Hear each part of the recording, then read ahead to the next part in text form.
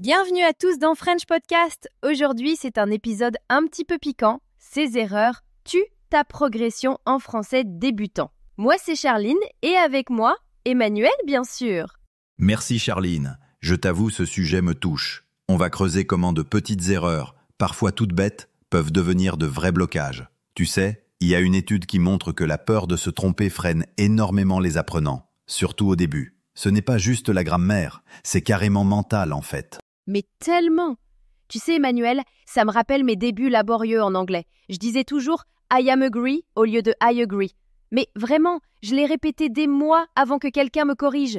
Comme quoi, une simple erreur, ça s'incruste parfois sans qu'on s'en rende compte. C'est fou. Et en vrai, je crois qu'on a tous ce réflexe bizarre de vouloir éviter la honte. Du coup, on se retient. Mais si on n'ose pas essayer, on progresse pas du tout. Exactement. L'erreur, c'est genre la meilleure amie cachée de l'apprentissage. Faut apprivoiser la gêne un peu. Sans elle, on bloque tout. Bon, on attaque tout de suite avec les erreurs les plus courantes? Allez, Emmanuel, petit quiz express. Comment tu traduis « Actually, I want to go out » en français? Alors, actuellement je veux sortir? Non? Ça sent le piège là. Ah! Classique! C'est « en fait, je veux sortir ». Actuellement, ça veut dire « right now » ou « currently », pas « actually ». Les fameux faux amis, on en a toute une ribambelle. Ouais, je me rappelle. Un de mes étudiants disait tout le temps « le solution » et jamais « la solution ». Bon, le problème passe, mais la solution, c'est féminin. Le masculin-féminin, ça plante du monde. Oui, le cerveau veut absolument tout traduire mot à mot. La tentation de faire du copy-paste de sa langue maternelle, je comprends. Mais en français, ça marche quasi jamais. Tu te retrouves vite à dire des choses pas très françaises, gênantes, voire incompréhensibles. Et pourtant, l'envie de calquer, c'est super fort, surtout quand on commence. C'est rassurant, tu crois t'accrocher au sens. Sauf que, petit à petit, ça t'ancre de mauvaises habitudes. Oh, et la prononciation alors? Écoute bien, vert, vert ou vert? Bon, je ne vais pas finir sur un virelangue. Allez, vas-y, tente. Marie voit un verre vert dans son verre. Voilà, on s'y perd. À l'oral, petite erreur, gros malentendu. Oh, totalement. Et moi, je me souviens d'avoir buté sur le mot rendez-vous genre, en public, en espagnol. Cata totale. J'étais mort de honte en essayant de bien le prononcer, devant tout le monde. Mais tu vois, pour progresser, faut aller au-delà du malaise, justement. Aujourd'hui, on a plein de solutions. Podcasts, applis, même des jeux de rôle. Parler à voix haute, chez soi, s'enregistrer, mimer la prosodie. Tu prends confiance, mine de rien. Oui, la technologie, c'est une véritable aubaine pour s'auto-corriger et s'entraîner. On n'a plus d'excuses pour s'auto-censurer. Regarde, même juste s'enregistrer sur son téléphone et écouter après, ça fait une différence énorme. Je repense à une de mes élèves. Elle osait jamais parler, elle avait peur de faire rire tout le monde. Puis, un jour, elle a fait une blague sur ses propres fautes et tout le monde a ri, elle comprise. Franchement, sa progression s'est envolée après. C'est le propre des erreurs fossilées, j'ai lu là-dessus. Si tu n'oses jamais t'exposer, tu les traînes toute ta vie. J'ai encore de temps en temps mon accent anglais du lycée qui ressort, alors que je croyais l'avoir perdu. Faut dédramatiser. Moi, je donne souvent ce défi à mes élèves, la bourde volontaire. Tu fais exprès une faute et souvent, après, tu relativises tout et tu oses davantage. Mais t'as des solutions, toi, pour pousser à la pratique? Oui, groupe de conversation, journaux vocaux, parfois juste parler à son chat en français, Faut dépasser la peur de ce que pensent les autres. Plus tu pratiques, plus l'erreur devient un tremplin. L'autre gros frein, c'est l'écoute. On croit comprendre, mais parfois on manque la moitié parce que, les sons sont proches ou ça va trop vite. Combien de collègues ont mal pigé une consigne simplement parce qu'ils ont mélangé deux sons? Ah oui, celle-là, je l'ai vue 1000 fois. Et l'impact sur la confiance? La personne n'ose plus participer, elle se ferme. Heureusement, on peut bosser ça. Varier des podcasts. Commencer facile, monter en niveau, activer les sous-titres intelligents. Ou bien se lancer dans la transcription, c'est-à-dire écrire ce qu'on entend. Ça muscle l'oreille vraiment. Petite astuce bonus, écoutez une même séquence à vitesse ralentie, puis normale. On se rend compte de sacrées nuances. Alors là, gros morceau, la régularité. Les erreurs reviennent toujours si on n'est pas constant. Pratiquer un peu chaque jour vaut mieux qu'un week-end intensif tous les 3 mois. Oui, l'effet gym du cerveau, si tu pratiques 5 minutes en écrivant un mini-journal ou en écoutant ton hit préféré en français au réveil, c'est déjà pas mal, franchement. Exactement, et ça aide à garder la motivation. Surtout si tu fixes des petits objectifs, genre « je parle 5 minutes avec mon binôme chaque lundi ». C'est la somme des petites victoires. Et qui dit pratique, dit aussi correction. S'enregistrer, relire ses productions écrites, partager avec un professeur, ou même, en ligne, il y a des logiciels qui t'aident à repérer tes erreurs signatures. Oui, je conseille vivement de tenir un carnet des fautes récurrentes. Tu prends une note à chaque coquille, tu analyses, tu trouves ton schéma. C'est ultra efficace. Et puis, écouter ses propres enregistrements, ça fait un choc parfois. On réalise les tics de langage ou les erreurs intonatives, et on progresse à force d'autocritique bienveillante. Et il y a toutes les erreurs qui viennent du contexte culturel. Par exemple, utiliser une expression comme « ça me fait de la peine », c'est fort, parfois trop pour le contexte. Faut piger les nuances. Oui, ou même les différences de politesse. Quand tu passes du français de France à celui du Québec ou d'Afrique, le tu et le vous changent vachement. Et si tu rates le coche, c'est la cata. Ma recette ? Regarder des films français, écouter des chansons, poser des questions en natif, bref, oser explorer toutes ces subtilités pour éviter les malentendus ou les quiproquos gênants. Pour éviter la panne de motivation, faut des objectifs concrets. Apprendre 10 mots par semaine, écrire son journal en français. Et puis, franchement, faut se récompenser pour chaque milestone. Complètement. Une séance victorienne de pâtisserie ou acheter un petit livre en français, hop, ça donne envie de continuer. Et alors, s'entourer d'apprenants enthousiastes, c'est encore mieux. Avec le soutien de groupe, tu ne lâches pas facilement. Et pour rendre le français vivant, varier les supports. Films, podcasts, séries, livres. Plus la source change, mieux c'est. Chaque support t'apprend un ton, un vocabulaire, des références différentes. Tout à fait. Et si tu peux intégrer des échanges linguistiques ou des immersions en ligne, c'est la vraie vie. Ça décoince, ça donne de l'assurance, et puis ça ressemble vraiment à une plongée dans la langue. Chez moi, j'ai des affiches, des playlists en français.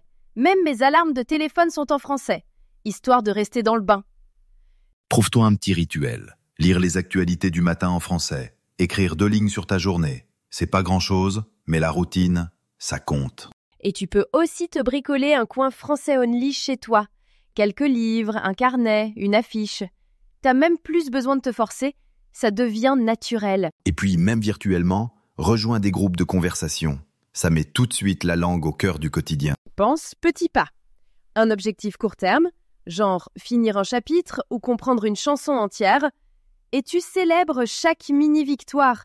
Ça booste la confiance. Régularité encore. Petits ateliers, échanges, retours. T'entoures d'1 ou 2 partenaires avec qui tu peux tout partager, même les moments où ça coince. C'est précieux pour garder le cap. Tiens, change juste un truc quotidien. Ta météo, en français, ta liste de courses. Plus tu vois la langue, plus elle devient familière. Un peu comme un fond sonore de ta vie. Et si tu installes un espace d'apprentissage sympa, tu te donnes un coup de pouce chaque fois que tu passes devant. Ah, et pour passer du passif à l'actif, cherche des occasions d'usage réel. Même un appel rapide avec un groupe ou un tandem, ça rompt la glace. Quand tu bloques, reviens à l'objectif de départ. Tu découpes 50 mots par semaine, un journal audio, et puis une petite tape sur l'épaule à chaque étape. Se récompenser, c'est clé. Un film français ou un nouveau roman, rien qu'à toi, ça rend la progression concrète. Et puis, la force du collectif encore. Un groupe, ça aide à franchir les bosses ensemble. Écoute, c'est presque une répétition, mais c'est important. Chansons, articles, petit résumé de ta journée, chaque micro-pratique compte. Tu vas voir, au bout d'un mois, tu sens la différence. Bien entouré de français, chez toi, dans tes applis, t'as plus vraiment la sensation d'apprendre, tu vis avec la langue. Et avec les échanges, c'est carrément plus fun. Et question culture, on ne dira jamais assez, matez des films français, écoutez la musique, lisez quelques romans. C'est ultra révélateur. Parce que franchement, la culture évite des tas de quiproquos verbaux ou sociaux. Osez demander pourquoi telle expression existe ou quel geste veut dire quoi. Cet esprit curieux, c'est la clé pour éviter les fameux faux pas. Il y aura forcément des moments de découragement. Note-les, comprends ce qui coince et souffle un bon coup. La révision montre les progrès, même minimes, c'est super gratifiant. Et partage tes galères et tes réussites avec un binôme. Moi, c'est quand je racontais mes plantages que je me sentais moins seul. Et d'un coup, la motivation revenait. On va finir là-dessus. Crée-toi une routine, un petit espace. Des pratiques concrètes chaque jour. Plus c'est régulier, moins il y a d'efforts pour progresser. Et n'oublie pas, c'est le passage du passif à l'actif qui fait la plus grande différence. Faites, osez, plutôt que juste écouter ou regarder. Replongez souvent dans la culture. Plus on découvre de films, de chansons, de bouquins, plus on comprend le sous-texte des conversations et ce qui fait vibrer les francophones. Et n'ayez jamais peur de poser des questions sur ce qui vous déroute. C'est franchement bien vu. Et c'est ça qui ouvre des portes, même pour les natifs. Dernier conseil du jour, entourez-vous de Français jusqu'au mur si vous pouvez. Séries, livres, podcasts, musique, et testez les ateliers ou les groupes de conversation pour passer à l'action tout de suite. Et à la maison, t'as la playlist, les applis, quelques affiches pour pimenter l'ambiance. Bref, baignez-vous dans la langue. La vraie immersion, même toute simple, ça accélère vraiment la progression. On espère que nos conseils vous auront donné envie d'oser l'erreur, pratiquer et surtout de prendre du plaisir à apprendre cette belle langue. Merci Emmanuel pour toutes tes anecdotes et ton humour. Merci à toi Charline pour ta bonne humeur. Et, enfin, retenez, les erreurs, c'est le chemin obligatoire vers la vraie maîtrise. Donc, à vos fautes, prêts, partez. On se retrouve très très vite pour un nouvel épisode de French Podcast. Prenez soin de vos mots et amusez-vous avec le français. À bientôt Emmanuel. À bientôt Charline. À bientôt à toutes et à tous. Écoute la deuxième partie de Podcast Bienvenue à notre français. exploration d'aujourd'hui. On s'attaque à un paradoxe que beaucoup d'apprenants du français connaissent bien. Comprendre la langue à un niveau avancé, mais continuer à buter sur des erreurs de base en parlant ou en écrivant. On a justement reçu les réflexions d'une personne qui vit ça, des années d'immersion, niveau C1 en compréhension, mais toujours des accras, comme une conjugaison simple qui flanche ou un de-le qui s'échappe au lieu de du. Ça parle à certains qui nous écoutent, j'imagine. Pour éclaircir ce mystère-là, on a plusieurs documents intéressants. Un article qui détaille 30 erreurs fréquentes, un autre sur les pièges de la conjugaison, un guide sur les fameux faux amis anglais-français, et aussi cette discussion d'un forum en ligne où quelqu'un décrit précisément cette frustration. Oui, puis notre mission aujourd'hui, c'est de comprendre pourquoi ces erreurs persistent, même quand on comprend super bien. C'est pas juste une question de règles oubliées, là. Souvent, c'est lié à la différence fondamentale entre recevoir la langue puis la produire activement. Fait qu'on va explorer les types d'erreurs les plus tenaces, le cas particulier des faux amis et surtout voir comment on peut activement raffiner son français, qu'on soit en plein apprentissage ou qu'on veuille juste se perfectionner un peu. OK, parfait. Entrons dans le vif du sujet. Les articles de français avec Pierre et de Superprof, ils listent des erreurs qui semblent avoir la vie dure. On parle de prépositions, d'articles, de conjugaisons, des choses qu'on pense maîtriser, mais qui nous rattrapent. Pourquoi ces bases-là restent si glissantes, même à un niveau avancé? C'est une excellente question, puis ça touche vraiment au cœur du problème. C'est pas forcément qu'on connaît pas la règle, intellectuellement. Il y a comme deux facteurs principaux qui entrent en jeu d'après nos sources. D'abord, l'interférence de la langue maternelle reste forte. Ça crée des réflexes difficiles à déloger. Puis ensuite, puis ça c'est crucial pour les apprenants avancés, il y a le phénomène de fossilisation. Fossilisation? Qu'est-ce que ça veut dire, ça? La fossilisation, c'est quand une erreur, souvent une erreur apprise ou répétée tôt dans l'apprentissage, elle s'incruste tellement dans notre usage qu'elle devient presque automatique, même si on sait, en y réfléchissant, qu'elle est incorrecte. Si on a passé du temps, mettons, dans un environnement où beaucoup de non-natifs font les mêmes erreurs, puis où la correction n'est pas systématique, ces formes incorrectes peuvent finir par sonner juste à notre oreille. Puis là, les corriger, ça demande un effort conscient vraiment important. Ah, c'est intéressant, ça. Voyons un exemple concret tiré des sources. Les prépositions avec les pays.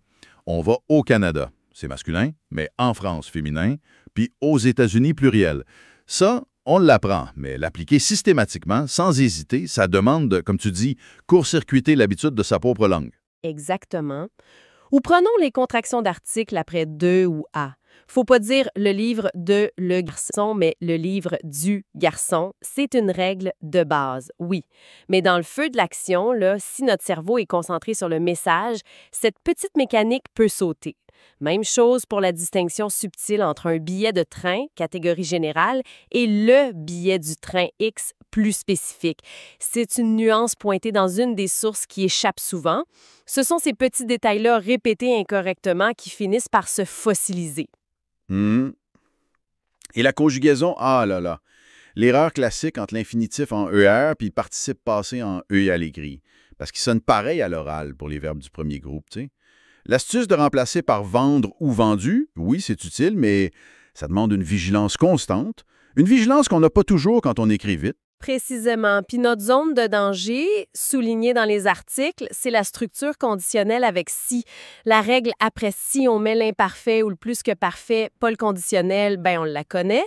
Mais l'automatisme dire si j'aurais su, il est très tenace, souvent par calque d'autres langues. Le petit truc, monsieur si n'aime pas les raillera, raille serait, ça aide à s'en souvenir, mais il faut l'appliquer activement. C'est un effort cognitif de plus. D'ailleurs, c'est intéressant de noter que certaines erreurs, comme l'accord complexe du participe passé avec avoir ou l'usage du subjonctif après que, où il faudrait l'indicatif après qu'il est parti, mais ces erreurs-là sont si fréquentes que même des locuteurs natifs s'y perdent des fois. Ça montre que la langue a sa complexité intrinsèque, là. Oui, ça démystifie un peu le fait de faire encore ces erreurs, même si ça reste frustrant, tu sais. Mais au-delà de la grammaire pure, il y a un autre type de piège mentionné dans nos sources, les fameux faux amis. Ceux-là, ils sont particulièrement sournois pour les apprenants avancés, non? On croit connaître le mot. Absolument. Les faux amis, c'est un parfait exemple de l'illusion de familiarité. Notre cerveau voit un mot qui ressemble à un mot anglais, mettons, puis il saute à la conclusion que ça veut dire la même chose. C'est un raccourci tentant, mais souvent trompeur. Le guide qu'on a consulté donne l'exemple fascinant du mot « gift ». En néerlandais, c'est « cadeau », en allemand, c'est « poison », puis en suédois, c'est « marié ».